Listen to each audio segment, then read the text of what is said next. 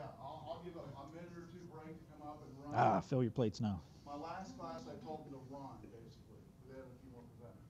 You guys want to I'll give you a little break. All right, sir. All right, it's all mine. Good evening. My name is Mike Phelps. Going to do something a little different this time. Once I can hit it. There we go. All right. Yeah, no problem. Just give you a little bit of background to myself, and you'll see how it all fits together here.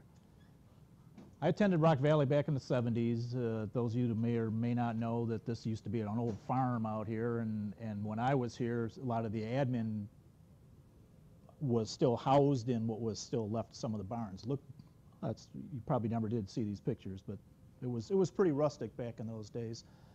Rock Valley was the Trojans back then. You know why that name went away, like so many others.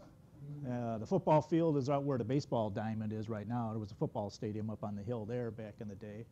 After I took some fine arts classes here, just kind of puttering around. I'm a graphic designer by trade, kind of floating around for a few years after high school, looking for something to do. Ended up going to SIU Carbondale.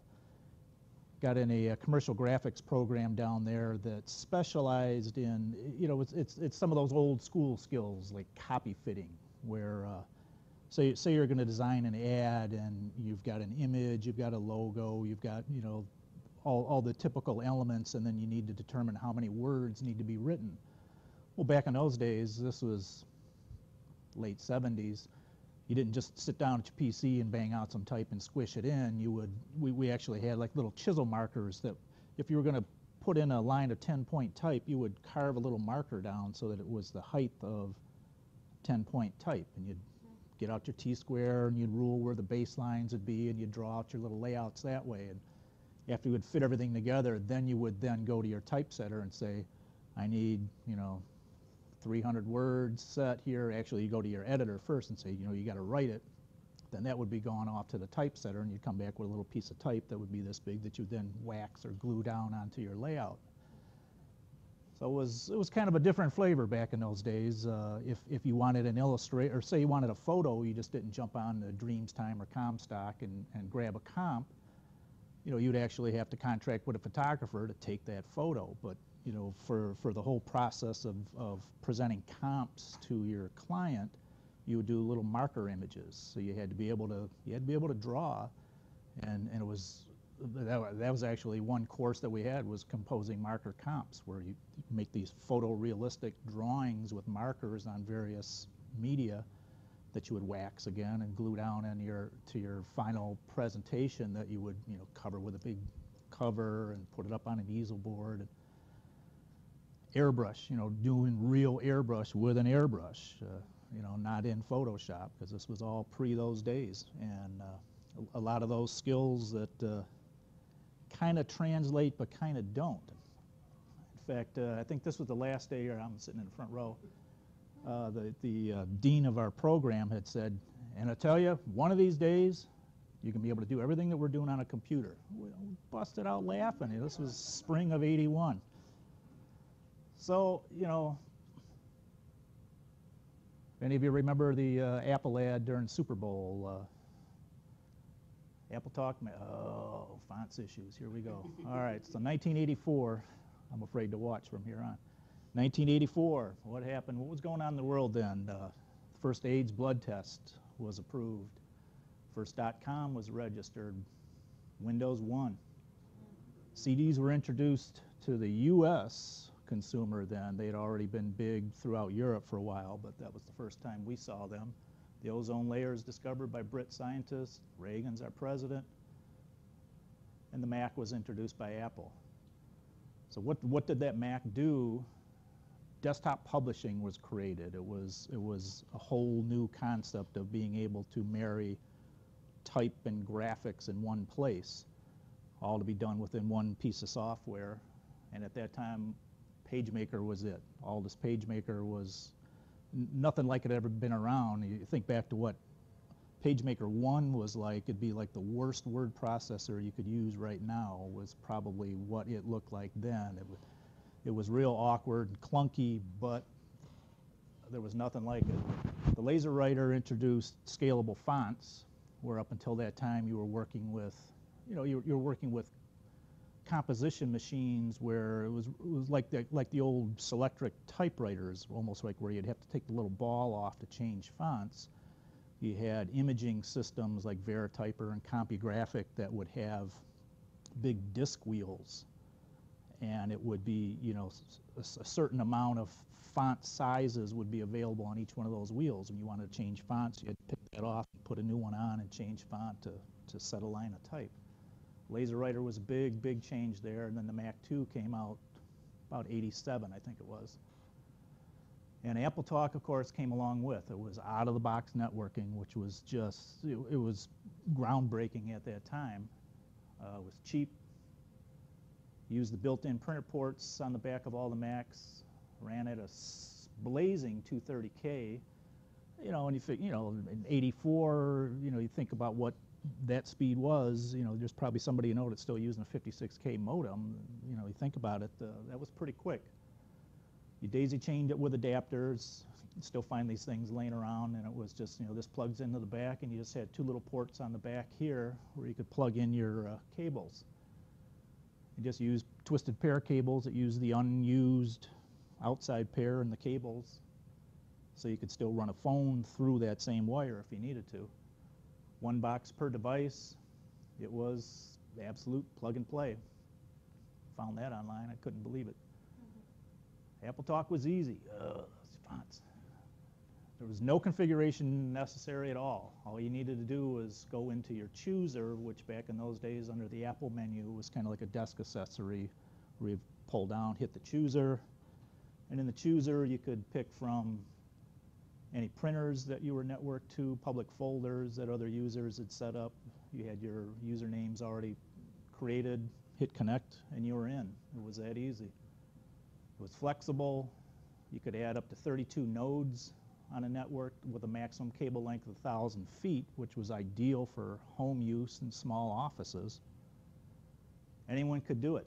Anyone could add a device. You just go pick up something, bring it in, slap one of those connectors on the back, and it meant you didn't need this guy at all. Anybody could do it. Ethernet came along early 90s, and the Apple solution was some free bridge software that all you had to do was install it on one of the machines on the network. Ethernet would be plugged into it, and everybody was enabled. It was just a simple little setup, connect via Ethernet, and you were in. So then everybody on that ring was then had access to the rest of your network. A couple of quick testimonials, they're blah blah blah, but this guy's a freelance writer, just trying to find somebody that wasn't really connected with the company that could say some good words. And he was saying, the groundwork laid by the early Macs, none of the possibilities or potential for the future would be a reality.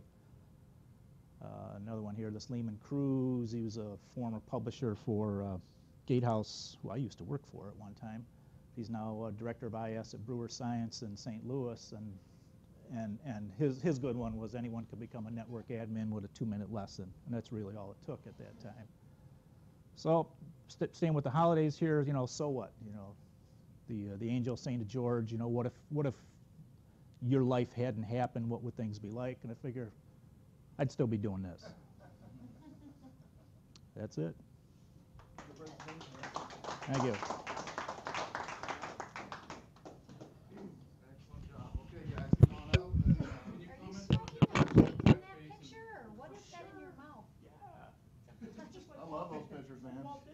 Love them. Can you comment on the difference between a typeface and a font and a size?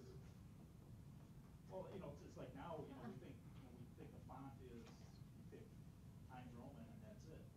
So everything's just been kind of bastardized into, one font is now one face. As you go through and pick, but it used to be if you were installing Times, you had Times, you had italic, you had bold, maybe you had underline. Ligatures and some special symbols. Now where you can have, what PostScript has done to fonts is the best part. When I did my graphics and graphic design in Springfield, Missouri, we had to do, in graphics, my master's, we had to do manual typeset this was actually late 80s. And the reason we had to do it, and that we had computers, we had Photoshop even then, but was to teach us before we could even touch the Macs in the classroom, we had to learn manual typeset. He had an old manual typeset. We had to learn all that about fonts and kerns and baseline, and it was very informative. I think it's some of that, like I think you mentioned it in your presentation, is kind of missing. That piece misses a little bit. Well, it is. Anybody can sit with Exactly. Publisher now and Right. bang something out, where it used to be, you paid attention to white space. Right. You paid attention to The kerning, white space, baseline. versus Yep. illustration. Exactly. If it fits, it's done. Exactly. Right. No real art to it. Yeah. Nope. Your presentation. Well, we got some pizza left up here, it looks like. You can go throw it in that blue bin right there. You can throw that empty box, yeah. thank you, in that blue bin. And next presenter is up on the overhead whenever you want to come on up. You're already there. And then to advance the slide, it's just right and left on the top. And let's go and get more attention. Unfortunately, I can't talk about my beginning of time subject with experience. I had to do some research, but no. I'm going to take you back to the very beginning. I want to look at a few of the seeds that were planted, kind of the technologies that were developed that gave us what the internet is today. I'm not going to go into in depth. I mean, there's a lot of information out there, a lot of technologies that have sprung from the internet. I did find it kind of fascinating, and I encourage you guys to take a look at kind of the timeline of the internet and how it came to be, because there's some very interesting subject matter there. But again, like I said, we're going to go back to the beginning of time, because we all know time didn't exist before the internet. And look at a few things. First of all, how many of you have heard of the internet? Okay, well, make it a little more difficult. How many here have used the internet? Okay, right. Obviously, I mean, we've used the internet practically every day. In fact, 2.4 billion people are estimated to use the internet in the world. Interestingly, close to half of them have a Facebook account, apparently. In the US, there are 245 million users. That's 78% of our population have access to the internet or have used the internet. You would think everybody, obviously there's certain demographics or maybe age groups that don't, but it's still a significant number, and it's growing. Why are we talking about this? Well, we're all here because we hope to be in this field, and again, this is where I'd encourage you to look to see about the timeline and those things that are involved. Supreme Court Justice statement on the subject says the internet may fairly be regarded as a never-ending worldwide conversation. Don't know the exact time frame for when that was said, but it's kind of true. We're all communicating in some fashion, less and less face-to-face, more and more through devices. Nonetheless, it's an important part of our lives. So the first wide area network I discovered to be established between two gentlemen, one by the name of Dr. Lawrence G. Roberts and Thomas Merrill. They connected a computer in Massachusetts on one end of the country and then on the other end of the country in California. And they used a low-speed dial-up connection and got the two computers to talk. The purpose of this was to see if they could share resources, which they did fairly successfully. The weak link here was that low-speed dial-up connection. They were using the phone line, essentially, which we've talked about as a circuit-based connection. The limitation there is that the circuit-based connection itself just didn't allow fast enough transmission of data. Prior to this, Dr. Roberts had read a paper and heard some theories of a technology called packet switching. It was originally envisioned by Paul Barron in the 60s. Packet switching essentially breaks up the information. Instead of having a dedicated line going from point A to point B, taking the whole information, passing it to the next computer, we know that packet switching revolutionized that. He discovered that we need to develop this technology to really make this communication between computers across the area work. And he and others, very smart gentlemen, got together and again developed the packet switching that we know today. And again, simply the information broken up into chunks, travels along the network, gets to where it's supposed to go, great. The advantage is bandwidth is only used when it's needed. If a message isn't being sent, you don't have information being taken up on the line. Remember the days of telephone calls, before call waiting? I know you do.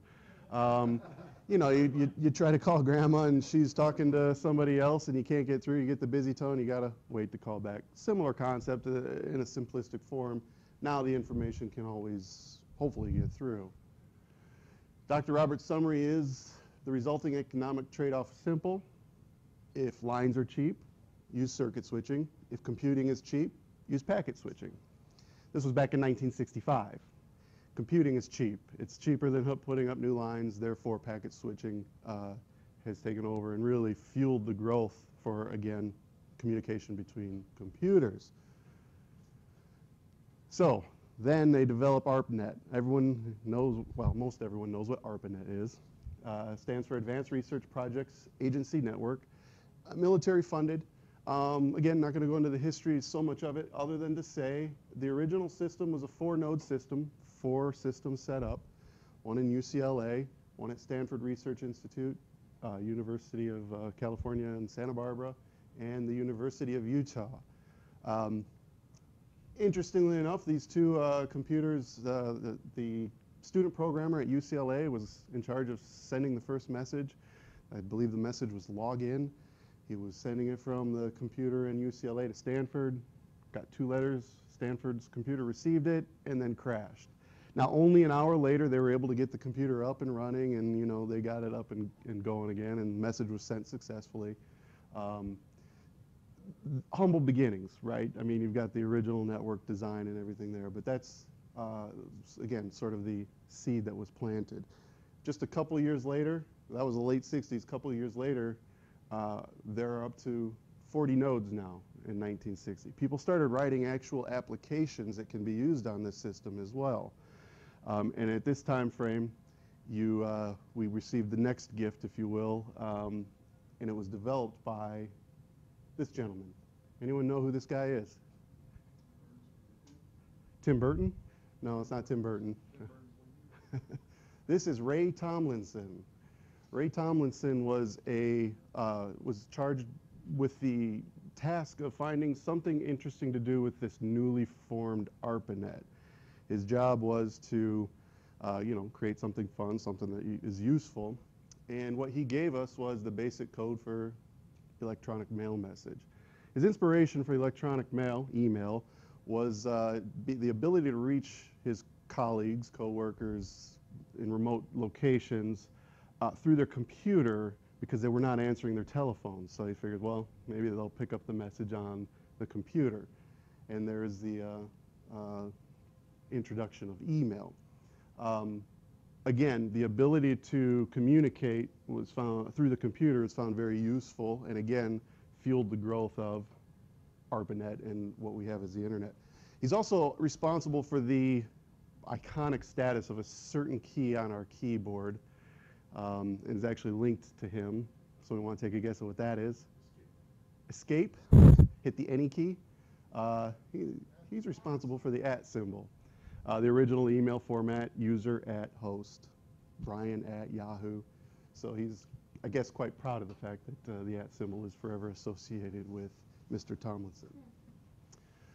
Again, basic technologies, very brief kind of outline. Again, encourage you to take a look at other options. From TCP/IP, you know, originally developed to allow a more efficient transmission of data between computers. The actual birth of the internet, I won't ask you, I'll tell you, was considered to be January 1st, 1983. This is the date that TCP/IP became the transmission protocol for what we know as the internet. If you weren't utilizing this, you weren't a part of the original, what we know as the internet. HTML, email, the iPad, everyone's favorite, Twitter, online video, e-commerce, these are all technologies good technologies. We use them every day. They make our life easier, hopefully, better, hopefully. They need people to support this. Again, this is why I encourage you to look and see what you like and go from there. Any questions? As far as future of the internet, I know you great job on the history of it. I know during your research you found glimpses probably of where we're going, or maybe, this is what we're doing now. We're growing so fast now. I mean, it's just amazing. 40 nodes in the 70s to what, 2.4 Billion users. Users today. Yeah. I mean, that's not many years away. So, as far as the increase of growth, are you seeing it in that, like as far as exponential growth of where? As far as number of users, Yeah. not necessarily, but you consider only 2.4 billion people is roughly 38% of the world's population. The fastest growing locations are China, where they're not even half of their population is using it yet. They've got the most users, obviously. And yeah, technologies like wireless transmission, wireless lines instead of landlines and so forth are really what driving that as well. So, but no hard numbers as for what the expectation projected growth is.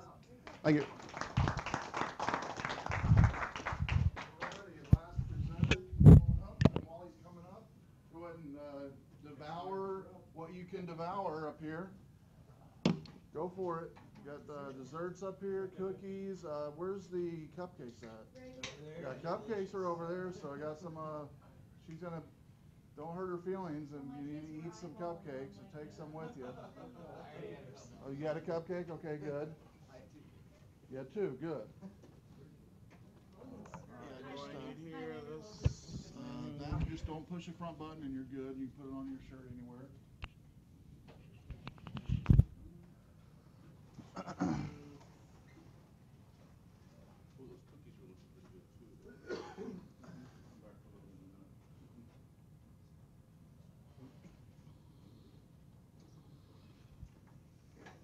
Well, while we're waiting, real quick, I did want to mention, somebody mentioned before class about videotaping their entire presentation. Was that you and I were talking about that? I've mentioned every semester for the last 13 years, and on 110 and 130 both, hey, it'd be cool if somebody ever had a chance to maybe videotape your entire presentation and just show that. And nobody's ever bid on it. Nobody's ever said, yeah, I want to do it. But he mentioned something too that would be kind of cool, is have not only videotape it, but maybe have a remote connection presentation to where you give the whole presentation at your house, like via FaceTime or via whatever. Yeah, that'd be kind of cool. In the future, we've all heard of FaceTime and we've all heard of Skype, but it's amazing how many people have never seen it in action at all in any real life setting. They've seen it on commercials, right? But how many of you have used any of these technologies personally? How many of you use it personally? You have? Okay. And do you use it like all the time or just kind of sporadic? The job that I have while I'm going to school. Okay. Because I'm learning how to. So you are using, what is it you're using? Well, what I use, FaceTime? I'm using FaceTime, and what I use it for is when I work in a optical store, making lenses and stuff, and whenever there's like, and I've only been there for like 5 months. Okay. And whenever something, you think 5 months is a long time, but like most of the guys that I work with previously have been in like 20 years and stuff like that. And our equipment's not, it's not really new or anything, so we use a lot of old equipment. So what will happen is if I have a problem and I'm the only tech in the lab, then I'll use FaceTime to contact my manager and he'll walk me through and I can show him stuff. So it works out really well. Good. Well, I'd like to mention all of what I just said. It'd be cool if one of you guys maybe in the future, not for this class, but if you take 130 maybe, do an online FaceTime or Skype type of presentation. That'd be cool. All right? All right. It's all yours. Let's listen to this gentleman and get more attention. All right, I'm going to talk to you real quick here about Tor and ways to remain anonymous online. Just like, everyone here has a name, everyone has a street house address, all devices that are connected to the internet basically are identified by an IP address. The purpose of Tor is to obscure this IP address. Tor was once short for the Onion router. They no longer associate with that, but the Onion is still the perfect example for what's going on here, that you have the user hidden in the middle between layers, essentially, of the Onion. There's two major ways for you to gain access to the Tor network. The first is through what's called the Tor browser bundle, which is available directly from the Tor project's website. Tor was originally developed by the U.S. Naval Academy for securing government communications and things of that nature, but since has been turned over to a nonprofit agency who currently maintains the code. The main advantages of the browser bundle is that it's basically extract and run. Everything you need is already there. It comes with a version of Firefox that's already been set up to take advantage of this technology. It's fairly safe because it is just, basically click the icon and it launches the beginnings and on you go. It's less powerful though because it's only what's inside the browser window. So I'll discuss later that actually becomes one of the way the exploits are pushed to the system to then, identify the user. Your second option is to proxy all of your traffic through Tor, but it becomes much more difficult because you have to manually configure, first the whole system, and then you have to allow programs individually through it. So it's basically like setting up a secondary firewall. And it becomes potentially dangerous because it's harder to know if everything is set up correctly, and you could be leaking information out. These next series of slides are resources I got from the Electronics Frontier Foundation. They're another nonprofit organization that is all about examining our digital rights, essentially, now that everything is, online and in a digital format. Who owns the data that's going around the internet or in the cloud or even on the device in your pocket?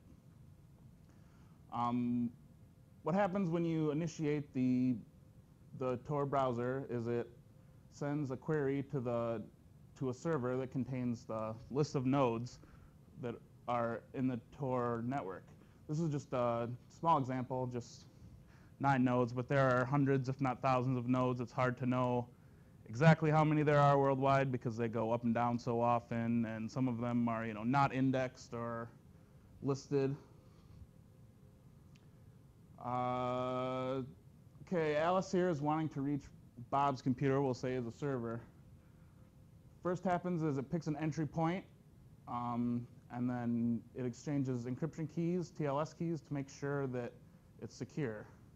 Then it jumps, picks another random node, does the same thing, key goes here, and then back to secure the whole communication, and then another one, and then eventually it goes out to where your destination is.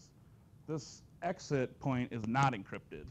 So if there's someone who's monitoring the destination between the exit node and the server you're trying to reach, they still have, view of the information that's being transferred. Usually when you go to another website, or if you're on the same website for a period of time, it will randomly, assign you a new path through the Tor network. So you're connected to different nodes there, and then, before we were coming straight from here, and now it's, bounced around a few more times.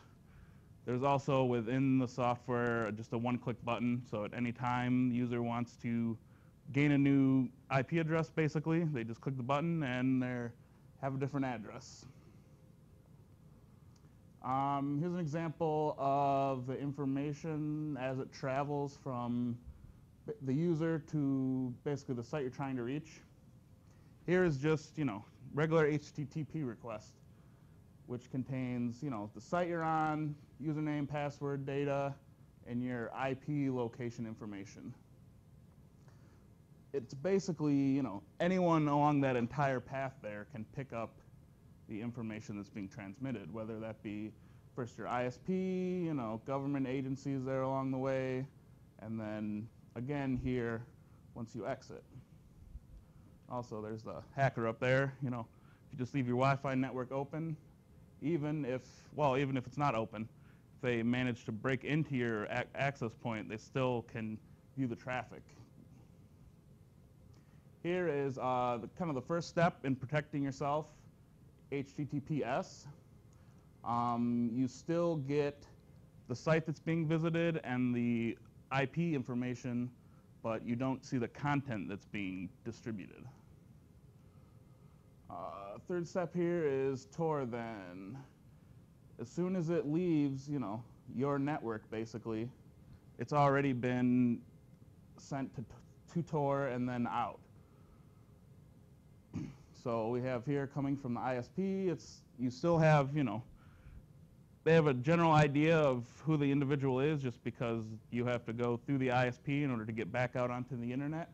But then from there, it goes around and it, you know, gets intermixed in with other Tor relays and other Tor users, and it just becomes this big jumble of who is who, and, you know, it's harder to pinpoint. Now, who uses Tor? First of all, on the good side, we have governments use it to secure their own communications if they're undercover or in enemy land somewhere and they need to talk to their commanders, or it's also used for command and control servers for malware.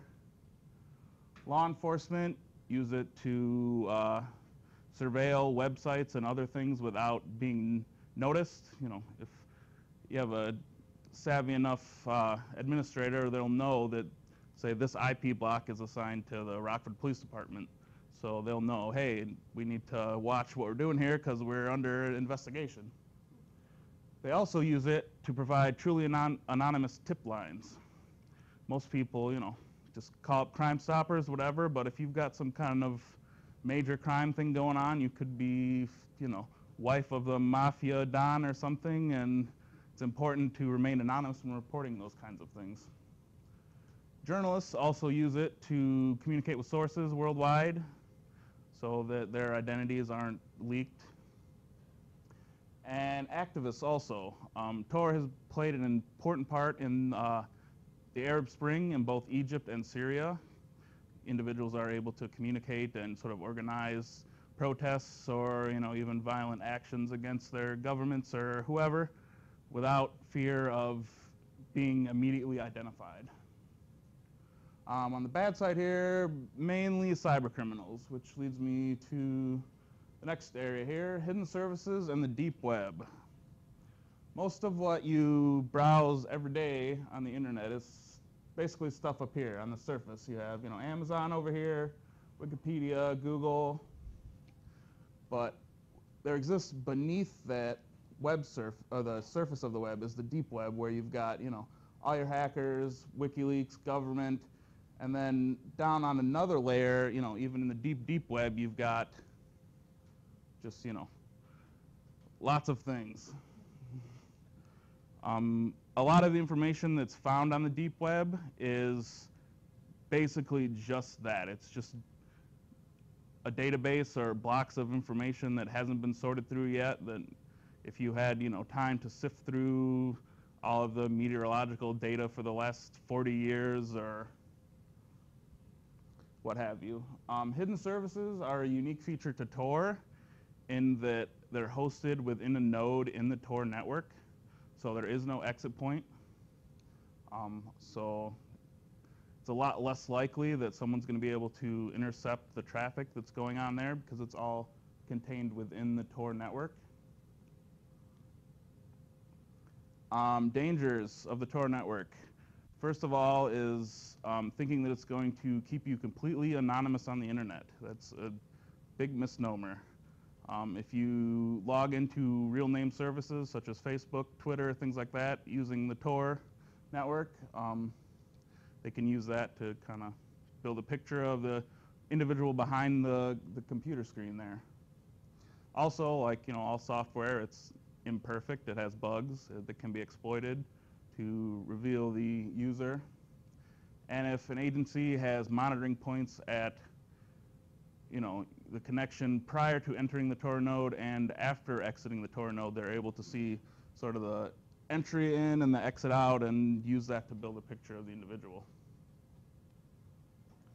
Like I said, Tor browser bundle is available, the address there, torproject.org. And if you want more information about your rights in the digital world, you can take a look at the EFF's website there. Any questions? Just one question. Good presentation. As far as I understand the need for this, and I guess groups of folks, like you mentioned, that are governments or domineering over and being able to communicate one to the other.